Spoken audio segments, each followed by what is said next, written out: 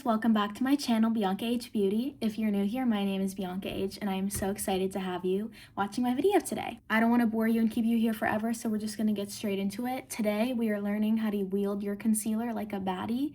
I'm going to give you all the best concealer tips on how to conceal your under eyes if you have any redness. I currently have a lot of acne going on, so that's going to be perfect to try and show you guys how to get rid of. After this, you should just be a pro with concealer. And yeah, so I'm gonna warn you that when I put this on, my forehead does become quite large and aggressive, so we're just gonna ignore that. But I need to remove my hair out of my face, so oh my god. I actually hate wearing these because they make me look so ugly. Materials, you're gonna want to grab a full coverage foundation. We're not doing light coverage over here, okay?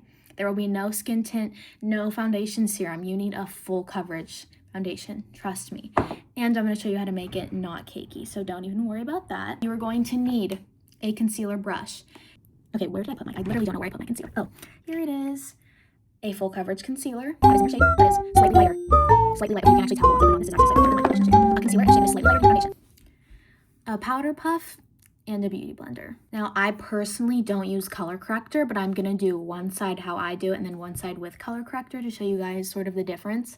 Personally, I don't really think there is a big difference if you're using a full coverage foundation, but if you're someone who has really aggressively colored under eyes, like I think I definitely have a slight purple going on here, but they're not super aggressive, then I wouldn't recommend it. But if you do have like, I don't know, really dark purple, or some people have like dark brown under eyes, then I would recommend some sort of color corrector. I don't like Morphe as a brand, but this is literally the only color corrector I own, so we're gonna go with her. I'm going in with foundation first. This is the Esteé Lauder Double Wear Foundation. I kind of don't like that it doesn't have like a pump or anything. Like foundations that don't have pumps are like, what are you guys doing with the packaging there? Like, don't need a lot because I'm just doing my under eyes, and I'm just gonna go in and tap with my finger. Put on way too much, so let me get a makeup wipe and I'll be back. And now that you have that sort of laid down, you're gonna go in with your brush and just lightly tap in into your under eye. Let me grab my mirror, actually. And it's gonna look a little crazy at first. You're gonna be like, Bianca, why do I look like a ghost on one side of my face and I can clearly still see the lines? Well, just let me cook for a second here. The other thing you really want to be aware of when picking a concealer is your undertone. I personally have a very pinky undertone, so that's why I chose a more neutral / pink undertone foundation and concealer as well, because otherwise you could have a shade that's like really close to your shade, but it's not in the right tone. Like, I sometimes struggled with getting foundations that were too like on the peachy or orange rather than pink side, or like too cool. I'm more of a warm tone. Once you have that, it's already looking better. Like, you can't tell me, like, I'm already like more alive on this side. Next, you're gonna go in with your concealer. The Nars Radiant Creamy Concealer is one of the best concealers on the market, and you're just gonna put a little bit right there. The way you put on your concealer doesn't really matter. I always see videos about influencers that are trying to tell you you have to do your concealer like in a dot, it has to be in a triangle, it has to be a certain way. The shape that you apply your concealer does not matter, guys. It just needs to be on there, trust me. Bristles should be compact of whatever brush you're using if you don't have a concealer brush. Let me show you another example of a brush you could use. You could also use something like this to like pat it in, but whatever you do, you want to make sure your brush has a flat side. A flat side. Press this in here, and you really want to get almost like into your waterline, but obviously not in your waterline. And there you go. That's blended in. Next thing you want to do is grab your sponge and wet it really fast, so I'll be back. Your sponge should be enlarged. That's how you know you've put in enough water, when it's like fat, okay, when it's fat. And you know, it should sort of be like puffy as it's absorbing the water. I just like to lightly go in and tap on my under eye, and that sort of like provides a smoothing layer over the work that you did with your brush already, because sometimes it's hard to tell, but when you're using a brush, the bristles can leave weird strokes. And so using a sponge will just smooth that out even more. You're like you know, looking really closely, you're like, why is there a streak across my under eye when I thought it was blended? Well, because you use the brush and the bristles do that sometimes. My whole life have been a loose powder girly, until I sort of found this pressed powder on the market. This is the Charlotte Tilbury airbrush finish powder, and it's not a new product. It's been around for a long time, but I finally, you know, invested in it once my friends were like, Bianca, you have to get this product, you have to try this. Like, how have you tried everything and not this one? And it's expensive, but it's really good. And you're just gonna wanna grab a powder puff like this. This is from one size, and you tap, and then sort of like tap off the excess a little bit, and then go in, look up, and press. Oh my God, that just like blurred everything. And now that looks like a filter. Like that literally looks insane.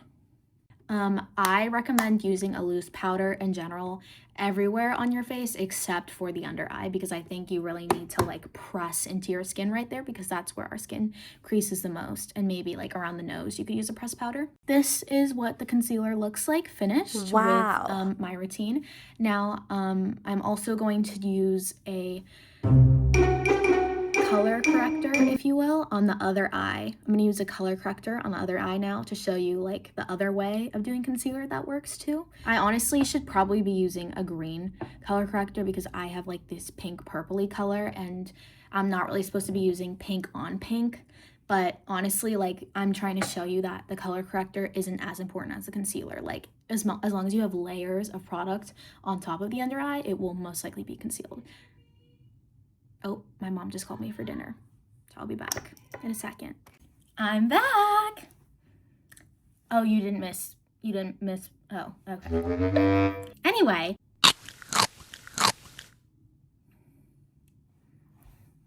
I'm back. Sorry, this literally looks like a filter. Like, I haven't had this blurred at all. You can tell because you can still see my acne. Oh my God. Anyway. Going in with the color corrector. Expired, but oh well. Just gonna do 2 little dots like that. I also sometimes will use that color corrector to do a specific pinky under eye, and that can be really cute as well. To sort of blend in the blush.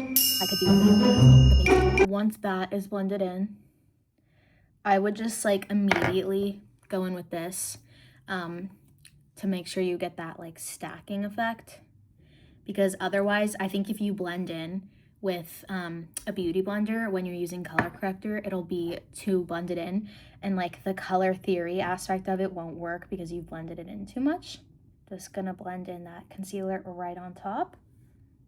And I honestly, like I said, can't really tell like a color difference. Like, they basically look the same, which was why I was saying that color corrector is not really that important to me unless you have really strong discoloration.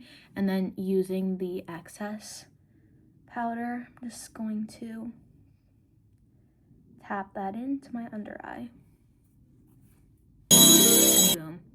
I honestly think my under eyes on both sides look pretty blurred and smooth. So yeah, no difference. It's just a personal preference of, you know, if you want to go in with color corrector and concealer or just a traditional foundation and concealer. Let's get into concealing acne. First thing I'm going to do is moisturize my forehead because I'm going to conceal that.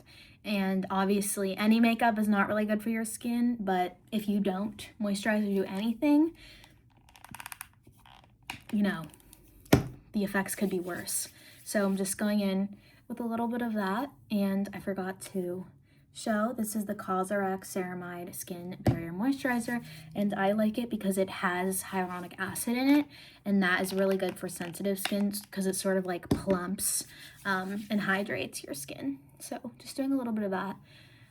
If I were to be wearing this out, I would put on primer, but since I'm probably just going to wipe this off after, I'm not going to put on primer. The method for concealing pimples is a little bit different versus just concealing on your regular face, because you are going to spot conceal and do concealer first before foundation. So literally, you're going to apply, like in little dots, the concealer over all of the big pimple areas that you don't want to show. So I'm not going to conceal my entire forehead, though like I probably should because it's really, I'm just gonna do like the big sort of spots and anything that is poking out. So like should look like that. Take your brush and pat directly into the pimple. Like don't go in a circle, just straight in there. Honestly, I should probably be using a smaller brush for this, but I'm just too lazy. It's okay if the concealer blends into the surrounding area of the pimple because you want it to blend into the skin.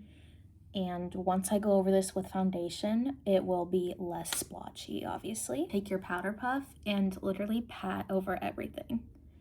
And that is going to lock the concealer into place so that when you put foundation over it, it doesn't like smear and lose the power of the spot conceal that you were doing. Now I'm going back in with my foundation, but I'm only gonna use a little bit because last time I poured way too much. So I'm just going in and taking some. Oh my god, I don't want to have to pour this out again because every time I pour it, it's like a gazillion pounds of foundation come out. Going with the bigger brush, honestly. Did my camera move? I feel like my camera, me pushing the drawer back in moved my camera a little bit, but like, I feel like my camera moved. Okay, well, I apologize if the camera angle moved slightly there.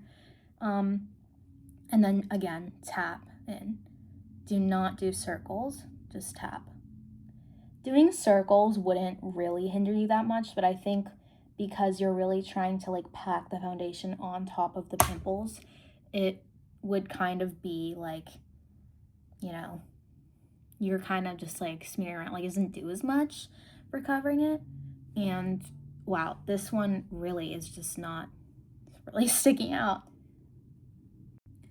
Now that looks so much better. Obviously you still have the bumps, but they're not red anymore because you can't get rid of bumps with makeup, unfortunately. And I think I am going to go in with a loose powder on that because if you put more pressed powder, because I've already have a layer of pressed powder underneath the foundation, it could get, oops. Didn't mean to drop that on my makeup cart. I have a cart of makeup over here and I just dropped that, so oopsies.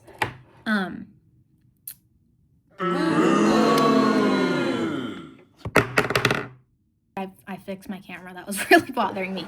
Okay, I'm gonna go in with loose powder because I already have a layer pressed underneath and I don't want it to get like cakey because you want it to be covered and fully concealed, but you don't want it to be cakey. But that's looking blurred. And I forgot to mention, obviously, if you're using loose powder, I would use a big brush, not a compact little brush. Thank you so much for watching me yap about all my concealer tips. I hope this was helpful to you in some way, and I hope that you, I don't know, test out one, all, or maybe just 2 of these methods that I showed you. Thanks so much for watching, and I'll see you next time.